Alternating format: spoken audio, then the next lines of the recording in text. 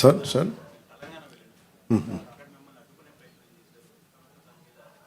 Yeah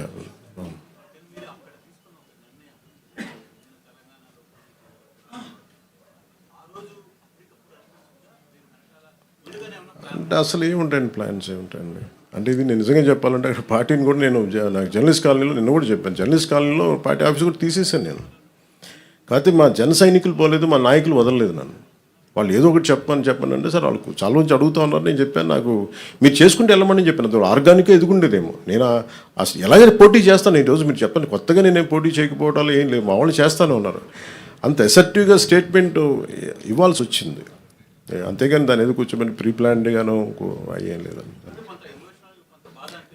emotional ఏముంటుందండి పాలిటిక్స్లో ఒక 2 దశాబ్దాలు తిట్టించుకున్న తర్వాత ఎమోషన్స్ ఏముంటాయి ఇష్టారాజ్యంగా తిడతా ఉంటే ఇంకా భరించడం అనేది ఒక అలవాటు అయిపోయింది అందరికీ నాకైతే అలా అలవాటు అయిపోయింది అంతేగాని దాని ఎమోషన్స్ ఏముండవు కాకపోతే ఏమవుతుందంటే సో మీరు ఏ వాదనైనా పెట్టుకున్నాం ఇబ్బంది లేదు భారతదేశ సమగ్రతను బలహీనపరిచే ఏ విధానాలైనా సరే మేము చాలా బలంగా ఎదుర్కొంటాం అది వ్యక్తి చేయనివ్వండి అంతేగాని కొద్దిమంది వ్యక్తులు చేసేదాన్ని మేము అలాగే సమాధానం చెప్తాం దీనికి ప్రత్యేకించి నాకు తెలంగాణ మీద అపారమైన ప్రేమ నాకు తెలంగాణ మీద అంతేగాని దానికి నేను అది కూడా చెప్పాను కదా నేను ఇక్కడ 10 సంవత్సరాలు కష్టపడితే ఈ రోజున ఇంతమంది ఎమ్మెల్యేలు వచ్చాం అలాంటిది చెప్పాను మా వాళ్ళు పని చేస్తారని చెప్పాను తెలంగాణ కోసం దాని అంతమించి సార్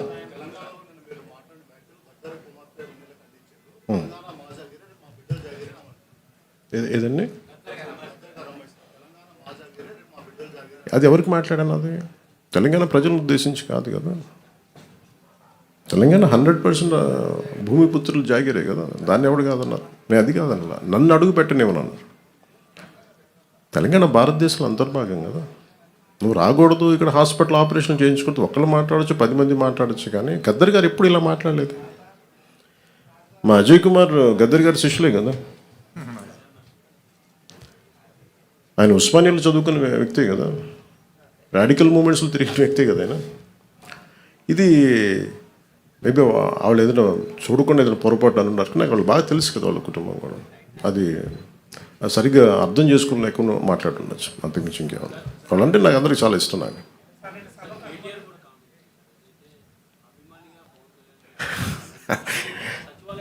కేటీఆర్ గారు నాకు చాలా మంచి బ్రదర్ కైండ్ రిలేషన్షిప్ మా ఇద్దరికి అనేక సందర్భాల్లో కలిసాం మా ఇద్దరికి చాలా పరస్పర ఇష్టాలు ఉన్నాయి పాలసీల్లో ఒక మాట అటు ఉంటుంది ఇటు ఉంటుంది కానీ ఆయన ఏమన్నారు నేను చూడలేదు నాకు తెలిసి ఆయన తప్పుగా ఏం మాట్లాడుకుంటారు నాకు తెలుసు అదే అనుకుంటా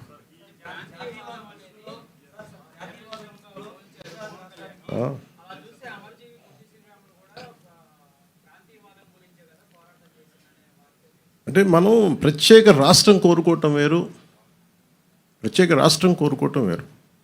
ఇప్పుడు అమర్జీ పొట్టి శ్రీరాములు గారు ప్రత్యేక రాష్ట్రం కోరుకున్నారు తెలుగు ప్రజలు కావచ్చు ఆంధ్ర ప్రాంత ప్రజలు కావచ్చు దాన్ని ఆయన త్యాగం చేశారు అంతే ఆయన కూర్చోబెట్టి గొడవ పెట్టలేదు తెలుగు వాళ్ళందరికీ రాష్ట్రం కావాలని కోరుకోవటం వేరు కానీ ఎక్కడ మిగతా వాళ్ళు రాకూడదు అసలు అలాంటి దూషణ ఎక్కడ చేయలేదు ఇది నేను అంటుంది ఏంటంటే ఇట్స్ నాట్ అబౌట్ ఒక తెలంగాణ గురించో ఒక ఆంధ్ర గురించో కాదు మీరు వెళ్ళే కొద్దీ విభజించుకుంటా వెళ్ళిపోతే ఈ విభజన ఒక భూమికి మీరు సరిహద్దు వేయగలరు కానీ మనసుల్లో వేసే ఈ విభజన ఈ వేర్పాటు చాలా కనిపించవు చాలా లోతుకి వెళ్ళిపోతాయి భవిష్యత్తులో మనం అద్భుతమైన అభివృద్ధి ఇవ్వలేకపోవచ్చు కానీ మన కనీస ధర్మం ద్వేషం ఇవ్వైతే ఇవ్వకూడదు కదా సమాజానికి అంతకుమించి తప్ప అంటే ఆయన్ని కూడా నాకు తెలిసి ఆయన ఒక రైట్ పర్స్పెక్టివ్లో అని ఉంటారు కానీ ఒకసారి పూర్తి నేను చెప్పింది చూస్తుంటే నాకు అలా ఉండేది కాదేమో అది మేము ఎప్పుడైనా కూర్చున్నప్పుడు సరదాగా మేము మాట్లాడుకుంటాం దట్స్ నాట్ ఎట్ ఆల్ విషయం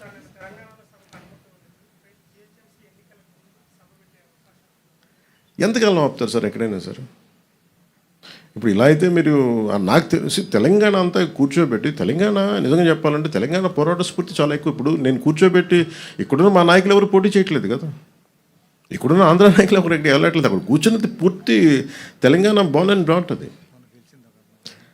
పూర్తి నేలబిడ్డలు అక్కడ భూమిపుత్రులు వాళ్ళు పోటీ చేస్తారంటే ఆపేది ఎవరండి వాళ్ళు సభ పెట్టుకుంటారంటే ఆపేది ఎవరు ఎంతకాలం ఆపగలరు ఇస్ ఇట్ యాంటీ కాన్స్టిట్యూషనల్ కదా ఈవెన్ తెలంగాణ పోలీసు కూడా అదే చెప్తారు కదా, ఒకరోజు ఆపగలరు, 2 రోజులు ఆపగలరు, కానీ అలా తెలుసు ఎక్కడ ఆప్ చేయలేరు, జరగదు కూడా అది ఉన్న ఏదో ఒక మేబీ ఆ సందర్భం నాకు తెలిసి ఇది ఒక్కళ్ళు కూర్చొని చేసింది కాదు, ఏదో అది చిలికి గాలి వల్ల అయింది అనుకుంటున్నాను. అంతకుమించి నిజంగా చెప్పాలంటే నేను అడిగారు మన ఛానల్లో కూడా మన కొంతమంది జర్నలిస్ట్ సోదరులు కూడా అడిగారు, ఏదైనా కాన్స్పిరసీ ఉంటుంది అంటే ఏముంటుంది కాన్స్పిరసీ, ఏదో ఒకళ్ళు కూర్చోబెట్టి మాట్లాడి కాకపోతే దేనికి తక్కువ అంటుకుంటుందంటే మన దేశంలో బతకడం మన హక్కు కదా,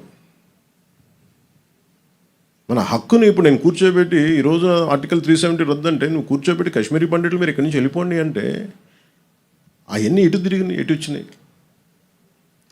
అలాంటి కొద్దిమంది మాట్లాడటం దేశానికి శ్రేయస్కరం కాదు. నాకేదో జరుగుద్దని కాదు, నాకేం జరుగుద్ది, నాకు దాని గురించి అసలు ఇబ్బంది లేదు. ద్వేషం విద్వేషాలకి ద్వేషాలకే ఒక ముగింపు పలకాలనే కదండి. విద్యార్థులు ఏం ద్వేషం ఉంటుంది, యువతలో ఏం ద్వేషం ఉంటుంది. ఇప్పుడు ఇందాక కలిసినప్పుడు వాళ్ళు కూర్చోబెట్టి ఇద్దరు భార్యాభర్తలు ఇద్దరు, ఒకళ్ళు నల్గొండ నుంచి, ఇంకొకళ్ళు ఇక్కడే మన గుంటూరు నుంచి, సంబంధ బాంధవ్యాలు ఉంటాయి, వ్యాపారాలు. నేను అది కూడా చెప్పాను.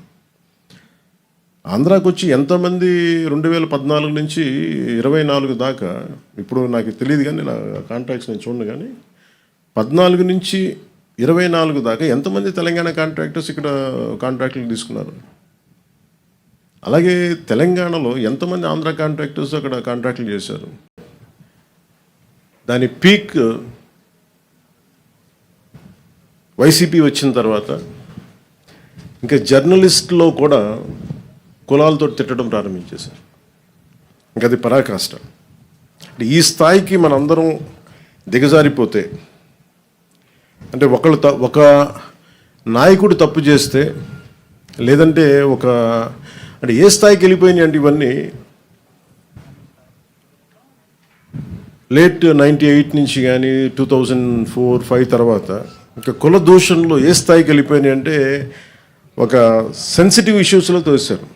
ఇష్యూస్ని డైవర్ట్ చేయడానికి, ఒక తప్పు జరిగింది ఎవరైనా లేవనెత్తితే ఆ వ్యక్తిని కుల దూషణలతో తిట్టడం, ఏదైనా మాట్లాడితే సెన్సిటివ్గా అయిపోవటం, వీటన్నిటికీ ఎక్కడో మేము చరమాంకం పలకాలనుకున్నాం. ఇది జనసేన మూల సిద్ధాంతంలో ఒకటి కులాల ఐక్యత. అంబేద్కర్ గారు చెప్పినట్టు కుల నిర్మూలన జరుగుద్దో లేదో మాకు తెలియదు, కానీ కులాల ఐక్యత, కులాల ఇంటర్డిపెండెన్సీ, పరస్పర సహకారం చాలా చాలా అవసరం. ఇదే ఈ ఒరవడి కనుక కొనసాగితే అడ్మినిస్ట్రేషన్ కూడా చాలా కష్టం అయిపోతుంది. ఒక వ్యక్తి తప్పు చేస్తే ఆ వ్యక్తిని నిందించాలి కానీ ఎంటైర్ కులాన్ని నిందించే పరిస్థితులు. అసలు వైసీపీ ఏ స్థాయిలో ఉంది అంటే గతంలో చూస్తే ఒక ఎమ్మెల్సీ హత్య చేసి ఒక దళిత కులానికి చెందిన యువకుడిని హత్య చేస్తే అది ఏ గొడవలైనా ఎన్ని పక్కన పెడితే, శవాన్ని ట్యాక్సీలో పెట్టి ప్యాక్ చేస్తే వాళ్ళని వీళ్ళు వెనకేసుకొస్తారు. అక్కడ మళ్ళీ ఒక దళిత సంఘాలు కూడా మాట్లాడడం మళ్ళీ. అలాగే డాక్టర్ సుధాకర్ గారిని కరోనా టైంలో చంపేస్తే, ఆయన్ని మానసికంగా హింసించి చంపేస్తే మళ్ళీ అక్కడ ఏ సంఘాలు మాట్లాడడం. అసలు ప్రతిదానికి కూర్చోబెట్టి సంఘాలు పెట్టుకొని సంఘాల నాయకులు బాగుపడుతున్నారేమో లేదో మాకు తెలియదు, కానీ ఆ కులాల ప్రజలు మటుకు చాలా ఇబ్బందులు పడతారు, చాలా బాధపడతాం, అభివృద్ధికి అయితే నోచుకోవట్లేదు. ఇంకెక్కడో ఈ మధ్యన మరీ బరి తెగించి వీళ్ళకి అధికారం పోగానే ఇంకా ఇష్టారాజ్యంగా తిట్టడం, కుల దూషణలు, కులాల పేరు మీద మాట్లాడటం, ఇవన్నీ ఎక్కడో చరమాంకం పలకాలనిపించింది. మేమందరం కూర్చున్నాం. ఇక్కడున్న దాదాపు కీలకమైన 54 మంది మా ఎమ్మెల్యేస్ ఉన్నారు, ఎంపీస్ ఉన్నారు. మేమందరం అన్ని విభిన్నమైన కులాల నుంచి, కానీ మేమందరం భారతదేశానికి, ఆంధ్ర రాష్ట్రానికి, తెలుగు జాతి ఉనికికి, భారతదేశ సమగ్రతకి మేమందరం ప్రతిబింబం. ఇక్కడున్న ఒక్కొక్క గెలిచిన ఎమ్మెల్యేలు కావచ్చు, పదవులు ఇచ్చిన వాళ్ళు కావచ్చు, మిగతా కులాలు ఒక కులం మీద బేస్ అవుతారు పాలిటిక్స్. సౌత్లో మా వంశీకృష్ణ యాదవ్ గారు గెలిచిన, అది అన్ని కులాల సహకారం ఉంటే నేను ఎమ్మెల్యే అవుతారు. నాయకర్ గారు కావచ్చు, బోలిశెట్టి శ్రీను గారు కావచ్చు, ఇలా ప్రతి ఒక్కరు పేరున చెప్పుకోండి. దీనికి ఎక్కడో ఇంకా మేము ఈ ప్రత్యేకించి అధికారంలో లేని వాళ్ళు కావచ్చు, మిగతా అన్ని స్థాయిలో కావచ్చు, ఎక్కడో చోట దీనికి ఒక చరమాంకం పలకాలి, కొత్త విధానం తీసుకురావాలి.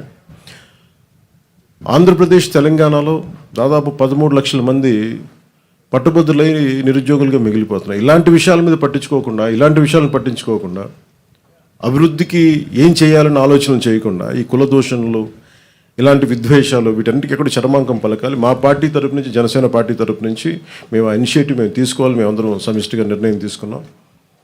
మొన్న 2 days అయింది సార్, మన 3 రోజుల క్రితం మేమందరం అసెంబ్లీ అయ్యాం పార్టీ ఆఫీస్లో. నాయకులందరూ వచ్చారు. మేము ఏం నిర్ణయించుకున్నామంటే, ఎవరు మాట్లాడినా